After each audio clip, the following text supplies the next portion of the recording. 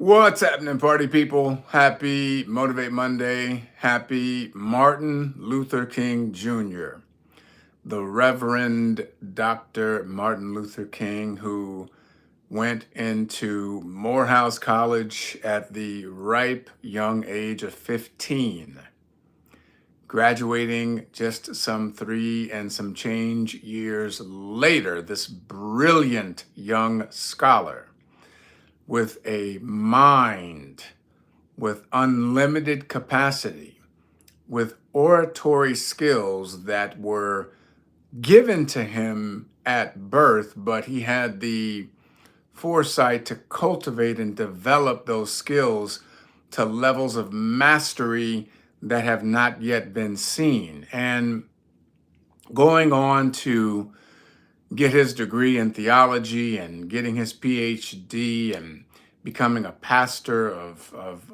a couple of churches, but he's most famous for Ebenezer Baptist Church, the same church that Senator Raphael Warnock is now pastor of, another Morehouse brother of mine. And Dr. King went on to become one of the most prolific leaders of human rights, civil rights, and fighting for those who are considered the least of these. He made an impact and an imprint on our planet that is just as resonant today as it was while he was in the throes of tremendous opposition and unending obstacles. One of the things that has always stuck with me was his cultivation of spiritual warfare in order to address the needs of the masses. He didn't oversimplify the size of the task at hand, the cosmic battle that he was going to have to engage in on a daily basis, in spite of the fact that he was also a husband and a father, a pastor of a church. He had to put a lot of his personal uh, things aside, those personal priorities that many of us have the luxury to tend to. He had to put that to the side in order to serve the many. And so when you have a figure that rises to that level of recognition and impact, sometimes we can overstate the angelic nature of that person, and we can gloss over the fact that they were a human being. Reverend Dr. Martin Luther King Jr. was a human being. He was flawed. And he had challenges just like all of us. He had fears and doubts just like all of us. It's just that he kept the main thing the main thing. And having to confront the inevitability of his own death every single day, I cannot imagine the gravity, the weight of that bearing, and yet and still have the courage and the conviction to go out, put yourself in harm's way, and deliver a message of hope each and every time you step to the podium, to the microphone, in front of a crowd.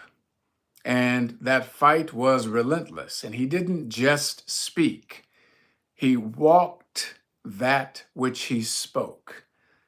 A man in the trenches, locking arm in arm on the front lines of liberation, subjecting himself to fire hoses and attack dogs and billy clubs upside the head, to the spitting and the denigration, the oppression and the racism, the venomous hate of the oppressors who were wanting to silence his voice because he was speaking for not just equality, but for the recognition of the humanity of those that were being oppressed. And as he began to evolve deeper and further in his message and his mission, he became more and more of a danger to the systemic oppressive power structure because not only did he speak out against the war in Vietnam, he began to really address economic dignity. He began to address what was called the Poor People's Campaign, something that he phrased when he was sitting in a jail cell in Birmingham, Alabama.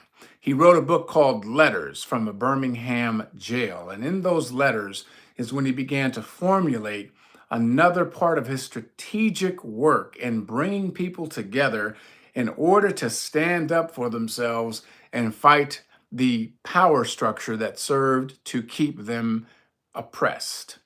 And it was when that message began to take shape and take hold that the danger levels that he was viewed as from the powers that be, if it were the FBI and J. Edgar Hoover and so on and so forth, that's when his life was snuffed out. That's when he was assassinated. His very last speech, he indicated that he knew that his time was running out, but he didn't allow that to prevent him from casting vision.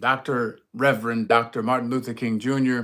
was a man who lived to serve a purpose far greater than himself, understanding that the work and the sacrifice and the suffering that he was willing to take on was going to create results that he would never live to see.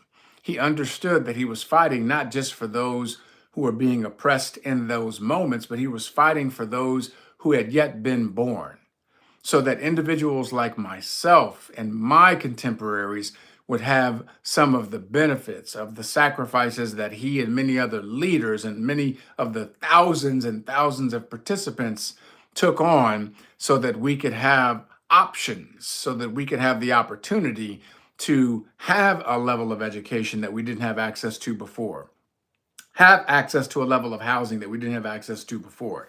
It doesn't mean that all of those things were rectified. It just means that there were strides that were made and improvements that were taken. So this is a man who was gone long before it was time. He never reached the age of 40.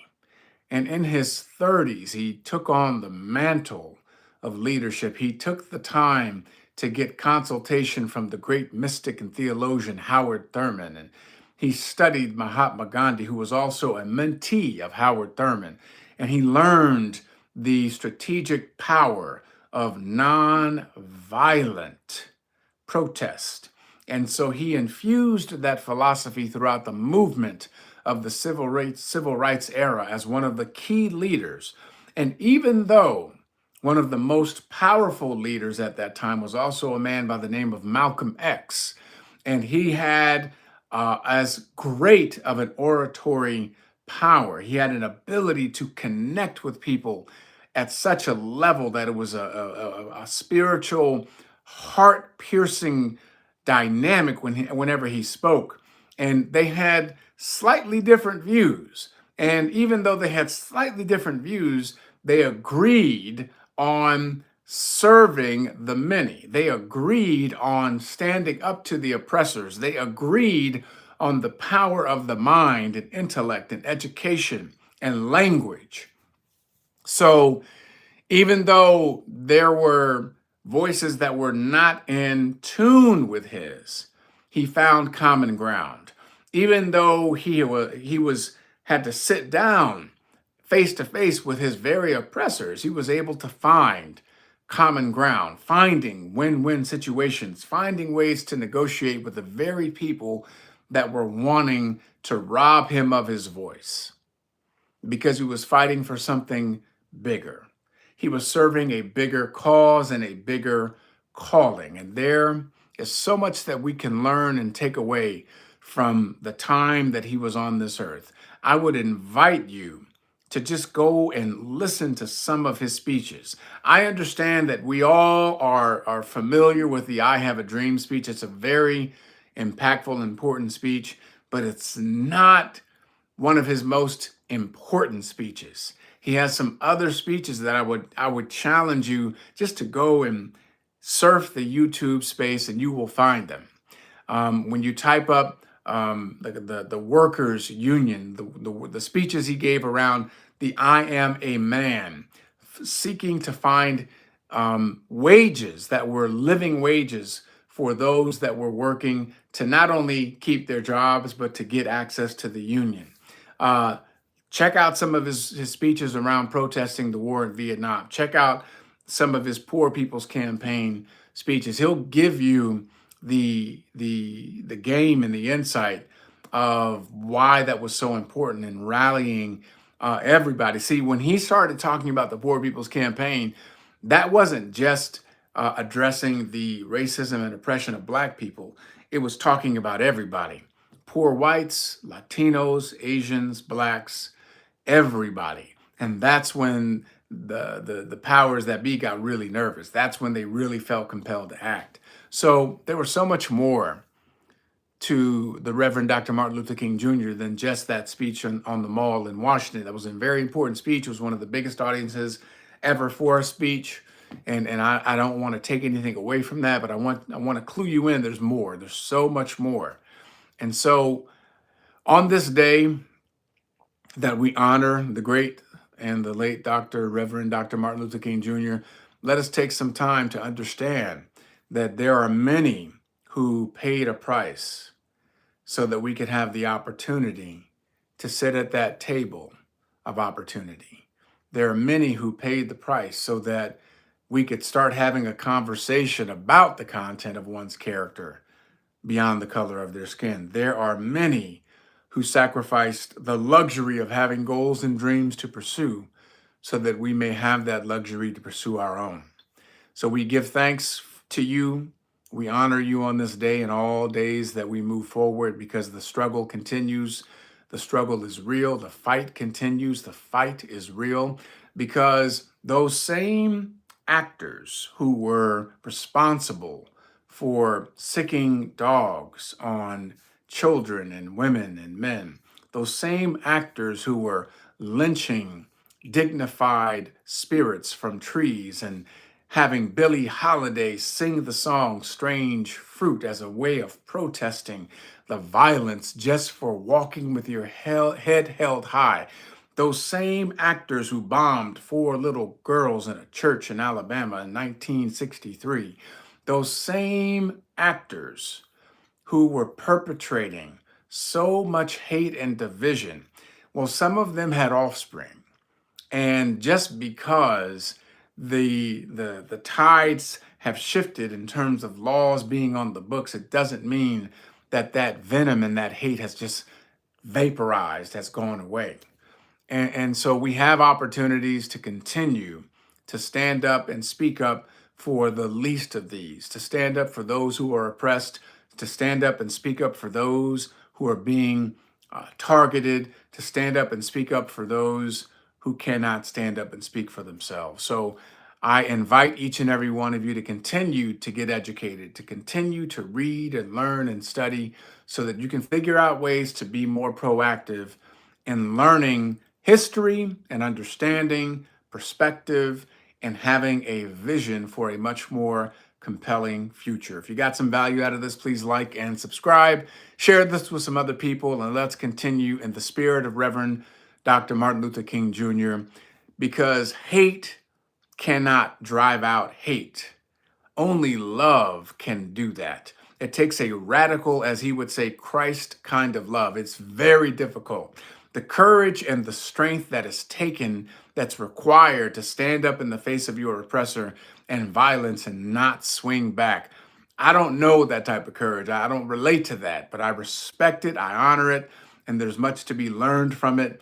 But let us move forward in the spirit of that radical Christ-like love and find constructive ways to stand up to oppression, to stand up to wannabe dictators, to stand up to individuals who are steeped in the muck and the mire of hate and racism and oppression, denigration of others, tearing things down and tearing people down. That's all they're good at, because they have nothing to offer. But let us stand up to that in that spirit that Reverend Dr. Martin Luther King Jr. left us with. He gave us a blueprint, and let's follow that and moving forward throughout the darkness so that we can get back to brighter days ahead. Have an awesome and amazing rest of your week and very first month of 2026.